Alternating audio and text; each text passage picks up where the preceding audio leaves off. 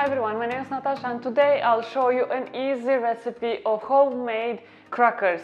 These crackers are delicious, you can make it anytime and they're way better than the ones from the store.